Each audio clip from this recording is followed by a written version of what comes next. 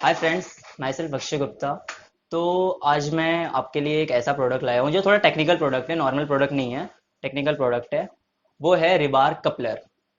तो basically रिबार coupler क्या होता है पहले ये जानते हैं। रिबार coupler basically pure construction product है, कंस्ट्रक्शन रिलेटेड प्रोडक्ट। ये क्या होता है, ये बेसिकली जहाँ कंस्ट्रक्शन होता है ना, तो टीएमटी बार्स होते हैं, तो दो टीएमटी को जोड़ने का काम करता है, जोड़ने का वर्क करता है। नॉर्मली इसका नेचर यही होता है, दो टीएमटी को जोड़ने का वर्क करता है। सो कंस्ट्रक्शन में अब ये बात करते हैं कहाँ पे यूज होता है, कंस्ट्रक्शन में किस फील्ड में यूज होता है। जैसे कि कंस्ट्रक्शन रिलेटेड से बिल्डिंग कंस्ट्रक्शन हो रहे हो, बड़े बड़े अगर आपके टावर्स बन रहे हो वहाँ पे यूज होता है। ब्रिजेस बन रहे हो, डैम बन रहे हो, वहाँ पे भी इसका यूज होता है। तो लाइक ये सपोज करते हैं कि ये कंस्ट्रक्शन में कैसे यूज होता है। लाइक मैंने एग्जांपल लेते हैं, जैसे बिल्डिंग में, तो बिल्डिंग में कैसे यूज होता है। बिल्डिंग में जैसे बड़ी बड़ी जो 30 फ्लोर्स की 28 फ्लोर्स की बिल्डिंग होती है, तो उसको एक फ्लोर से दूसरे फ्लोर तक ले जाना होता है टीएमटी को, सेम टीएमटी नहीं लेके जा सकते, तो हर एक फ्लोर में टीएमटी ज्वाइंट करते हैं। जो कटा हुआ टीएमटी कटिंग होके आता है ना, उसको फ्लोर वाइज ज्वाइंट किया जाता है। तो बेसिकली समझ लो ये आपका फर्स्ट फ्लोर तक टीएमटी आया, तो टीएमटी ये फर्स्ट फ्लोर तक हुआ, तो फर्स्ट फ्लोर से सेकंड फ्लोर तक जो दूसरे टीएमटी आएंगे ना, दूसरे टीएमटी और बाहर से आएंगे, समझ लो 4। तो ये जो बीच में है ना, बीच में ये कपलर इनको जोड़ने का काम करेगा। ये ऐसे जो टीएमटी होते हैं वो जुड़ जाते हैं आपस में, तो जिससे हाइट मिलती है बिल्डिंग को। अब समझते हैं कि इसके टाइप्स क्या होते हैं, थोड़ा डीप में आते हैं। टाइप्स बेसिकली दो टाइप्स के कपलर होते हैं, एक होता है थ्रेडेड कपलर, एक होता है नॉन थ्रेडेड कपलर। तो सिंपल सा समझते हैं, जैसे कि ये थ्रेडेड कपलर है, ये नॉन थ्रेडेड कपलर है। तो बेसिकली इसमें थ्रेडेड के भी दो टाइप है और नॉन थ्रेडेड के भी दो टाइप है। तो पहले थ्रेडेड का समझते हैं। थ्रेडेड में क्या होता है, थ्रेडेड में दो टाइप के कपलर होते हैं, एक होता है रोल थ्रेड और एक होता है कोल्ड फोर्ज। तो रोल थ्रेड और कोल्ड फोर्ज का कॉन्सेप्ट समझते हैं। रोल थ्रेड मीन्स जो, जैसे कि अगर ये आपको कपलर टीएमटी में फिट करना है, तो जो टीएमटी है ना, लाइक टीएमटी को अगर कपलर में हमें फिट करना है, तो उसको थ्रेडिंग करना पड़ता है टीएमटी को। विदाउट थ्रेडिंग किए वो कपलर में फिट नहीं हो सकता। थ्रेडिंग करते हैं कैसे, उसकी एक अलग से मशीन आती है, उसको रिबार थ्रेडिंग मशीन बोलते हैं। तो उस मशीन में ये टीएमटी थ्रेड होता है, थ्रेड किया जाता है। लाइक टीएमटी कोई भी साइज हो, मान लो हम सपोज करते हैं 25 mm का टीएमटी थ्रेड कर रहे हैं, तो ये जो टीएमटी है उसको रोल थ्रेड मशीन में डालेंगे और वो थ्रेड किया जाएगा। तो उसकी जो ऊपर की जो लेंथ रहती है ना, लाइक 70 mm, 50 mm, 80 mm तक, उतना तक चूड़ी आ जाएगी। किसकी मदद से, थ्रेडिंग मशीन की मदद से अगर थ्रेड करेंगे तो उतना चूड़ी आ जाएगी। तो वो चूड़ी कपलर में बैठाई जाती है। रोल थ्रेड से वो चूड़ी बनाई जाती है टीएमटी के ऊपर, सरिया के ऊपर, उसको कपलर में बिठाया जाता है। कैसे, लाइक अ स्क्रू। जैसे स्क्रू को कैसे बिठाते हैं हम नट बोल्ट में, तो वैसे ही कपलर उस चूड़ी में बैठ जाता है, क्योंकि कपलर भी थ्रेडेड होता है। कपलर भी थ्रेड कैसे होता है ये हम जानेंगे कपलर की मैन्युफैक्चरिंग के प्रोसेस में। जब कपलर की मैन्युफैक्चरिंग कैसे होती है ये जानेंगे ना, तो इसके बारे में भी डिस्कस करेंगे कि वो चूड़ी कैसे आती है अंदर।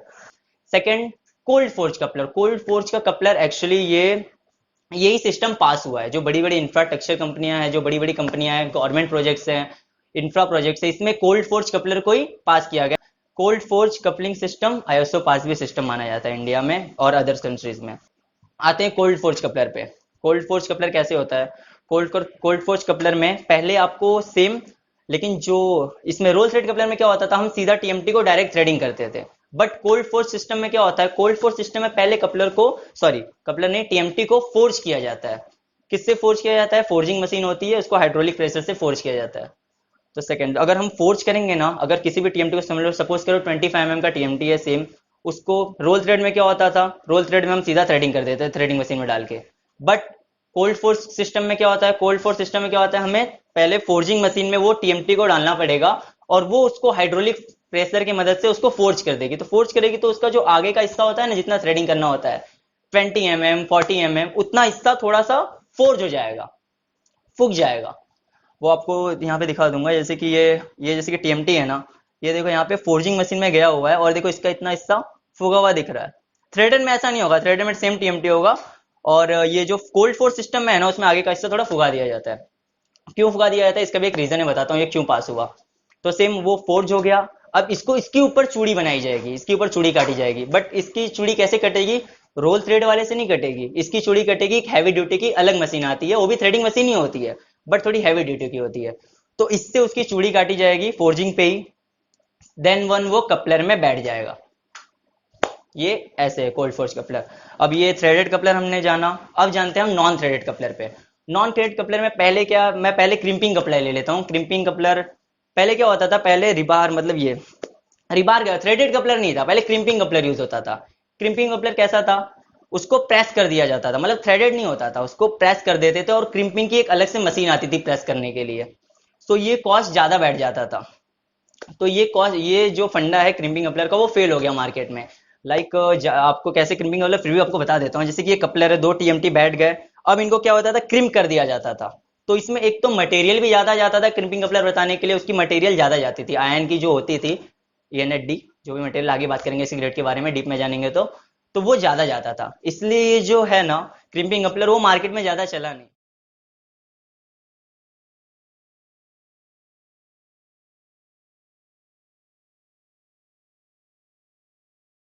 नेक्स्ट हम बात करते हैं MBT coupler. MBT coupler roll threaded and cold forges से बिल्कुल अलग है। ये कैसे यूज होता है, इसके अंदर आप, इसके अंदर एक बेसिकली एक फंडा है, ये वहां वहीं यूज होता है जहां क्रिटिकल केस हो। क्रिटिकल केस में इसके लिए डिजाइन किया गया है, जैसे कि जहां हमें लैपलाइन नहीं मिलता। लैपलाइन के बारे में बताऊंगा कि लैप कपलर क्यों आया, इसके बारे में बताऊंगा तो लैपलाइन समझ में आएगा आपको। ये कहाँ यूज होता है एक्चुअली, जैसे कि अब जैसे कि आपको अगर बिल्डिंग इंफ्रा प्रोजेक्ट आप काम कर रहे हो, तो पहले क्या होता है, आप इतना, आप जैसे आपका स्टे लग गया इंफ्रा प्रोजेक्ट पे, आपका गवर्नमेंट ने स्टे लगा दिया आपको, जैसे कि टावर्स बनाने थे 25 फ्लोर्स की, और 20 फ्लोर्स पे आपका स्टे लग गया। तो जो आपका TMT है ना, अगर 2 ईयर्स के लिए स्टे लग गया तो 2 ईयर्स तक ऐसे ही रहते हैं। तो उसको क्या करते हैं, लेबर्स होते हैं या फ्रॉड कुछ होते हैं, तो उसको काट लिए जाते हैं, या फिर बिल्डर सोचता है कि इसके आगे मेरा स्टे पास नहीं होगा, जैसे एज अ बिल्डर हो तो सोचते समझते हैं कि इसके आगे मेरा स्टे पास नहीं होगा, मेरी बिल्डिंग अब लगता है यहीं पे रह जाएगी, तो वो खुद ही TMT कटवा लेते हैं, काट लेते हैं, सोचते हैं इतना बड़ा कुछ तो काट के बेच देते हैं। बट अचानक से ऐसा होता है कि अब पास हो गया, 1 साल बाद या 6 महीने बाद पता चलता है उनको कि अब मेरी बिल्डिंग पास हो गई, मैं 25 फ्लोर तक बना सकता हूँ। तो वो फंस जाते हैं, सोचते हैं कि अच्छा मैं नहीं किया रहता, काटा रहता, तो आज मेरी बिल्डिंग 25 फ्लोर तक होती, 30 फ्लोर तक होती, मैं बढ़ा सकता। तो अब क्या करते हैं, तब थोड़ा सा ही जो TMT कटा हुआ रहता है ना, उसमें ये एमबीटी कपलर फिट हो जाता है, तो वो एमबीटी कपलर का यूज करते हैं जस्ट क्रिटिकल केस में।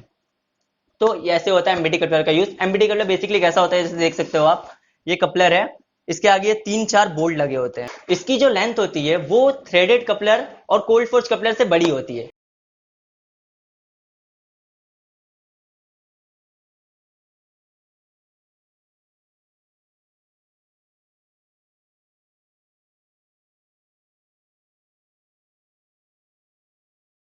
तो सेम ये कैसे एक्चुअली वर्क कैसे करता है, जैसे कि आपका ये आपका TMT इतना बचा हुआ था, तो ये इतना TMT चाहिए होता है, तो ये समझ लीजिए कट गया, तो आप आपका मान लीजिए, एज्यूम कीजिए आपका 50 से 100 mm बचा हुआ है, ये TMT में सेम जैसे रोल थ्रेड होता है, तो ये TMT कपलर इसमें डाल दिया जाएगा, फर्स्ट या सेकंड बोल्ट तक डाल लीजिए, ये चले जाएगा। अब ये बोल्ट क्या करेंगे, ये बोल्ट टाइट कर देंगे। बट लेकिन ये ऐसा होता है कि ये जो TMT कपलर आप एमबीटी कपलर यूज करोगे ना, तो इसके अंदर TMT में ड्रिलिंग करना पड़ता है, तो ड्रिलिंग हो गई तो ये चले जाएगा TMT में, और ये बोल्ट की मदद से उसको पकड़ लेगा, फिट हो जाएगा एकदम। और फिर नेक्स्ट TMT जो आप अगर आप बढ़ाना चाहते हो प्रोजेक्ट, तो ऊपर से फिर TMT आएगा और फिर वो बोल्ट में फिट हो जाएगा, और फिर भी वो भी पकड़ लेगा इसको।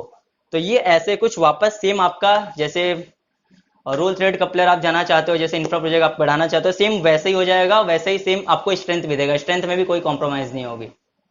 तो ये एमबीटी कपलर बेसिकली इतना ही फंडा एमबीटी कपलर का यूज का। ओके, अब हम बात करते हैं साइजेस ऑफ रिबार कपलर, इसके साइज क्या आते हैं, एमबीटी में क्या साइज आते हैं, रोल थ्रेड में क्या आते हैं, कोल्ड फोर्ज में क्या आते हैं। तो बेसिकली इसका रोल थ्रेड और कोल्ड फोर्ज में सेम साइज आते हैं। लाइक इसका साइज कैसे होता है, 16 mm।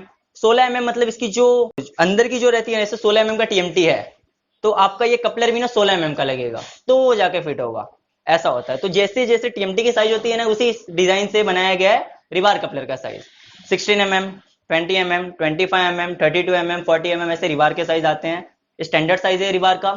अब बात करते हैं, अब हमने पूरा कपलर के बारे में डिस्कस कर लिया कि रिबार कपलर क्या होता है, पता चल गया रिबार के साइजेस क्या होते हैं, ये समझ लिए। अब हम जानेंगे इसके स्ट्रेंथ के बारे में भी जान लेते हैं और कैसे यूज होता है। तो बेसिकली रिबार कपलर के आने से पहले भी आप सोचते हो कि कंस्ट्रक्शन था कंस्ट्रक्शन होते थे, ब्रिजेस भी बनते थे, डैम्स भी बनते थे, बट लैपिंग से, राइट, लैपिंग से बनते थे। तो जैसे कि आप कपलर के पहले हम कैसे करते थे, अगर हम 20 फ्लोर का बिल्डिंग टावर्स बनाते थे, तो सेम उस मतलब अगर TMT को ऊपर पहुंचाना होता तो हम TMT को लैप कर देते थे। तो लैपिंग में क्या होता था, लैपिंग में स्ट्रेंथ भी सेम मिलती थी, नो डाउट, बट लैपिंग में हम क्या करते थे, हम 2 TMT को ऐसे कर पकड़ के आपस में जोड़ के उसके ऊपर लैप कर देते थे, उसके ऊपर स्टील की परत चढ़ा देते थे, बांध देते थे। तो इसमें एक्चुअली क्या होता था, ये क्यों आया, उसको छोड़ के मैं कपलर क्यों आया, कपलर पे रिसर्च क्यों किया गया मार्केट में।